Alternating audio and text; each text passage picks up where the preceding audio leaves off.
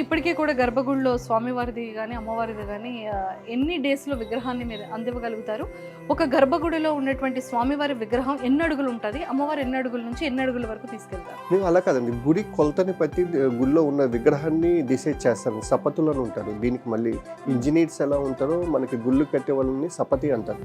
ఆ సపతులు గుళ్ళు మెజర్మెంట్లను పెట్టి ఆ గుళ్ళో ఇంత దేవాలయానికి అలా మెజర్మెంట్ని బట్టి ఒక్కొక్క రైతు ఒక్కొక్క సైజులో ఉంటాయి విగ్రహాలు.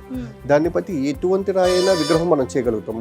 చాలా మందికి రాతి విగ్రహాల్లో కూడా ఈ మధ్య నేను బాగా అబ్జర్వ్ చేస్తున్నాను ఏంటంటే ఉన్న రాళ్ళలో కూడా మొత్తం నల్ల రాతి విగ్రహాలు 3 రకాలు ఉన్నాయి, తెల్ల రాతి పాలరాయిలో కూడా 3 రకాలు ఉన్నాయి. అందులో least quality, medium quality, high quality అని ఉంటుంది. ఎప్పుడైనా మనం గర్భగుడిలో పెట్టేది లైఫ్ ఎక్కువ చూసుకోవాలి కాబట్టి హై క్వాలిటీయే తీసుకోవాలండి. చాలామంది ఈ మధ్య ఫైనాన్షియల్ వల్ల అయినా అవ్వచ్చు, లేదంటే మధ్యలో మధ్యవర్తులు ఇంకొంతమంది ఉంటున్నారు ఈ మధ్య.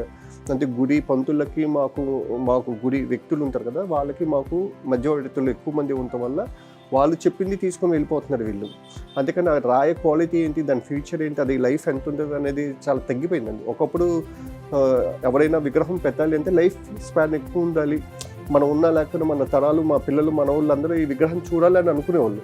కానీ ఈ రోజులు అలా కాదు. బడ్జెట్ ఎంత ఉంది, లేదంటే ఈ మధ్యవర్తులు వార్తలు విని ఈ చిన్న సైజ్ చాలు మనకి అని అలాంటి చీప్ క్వాలిటీస్ తీసుకెళ్తున్నారు.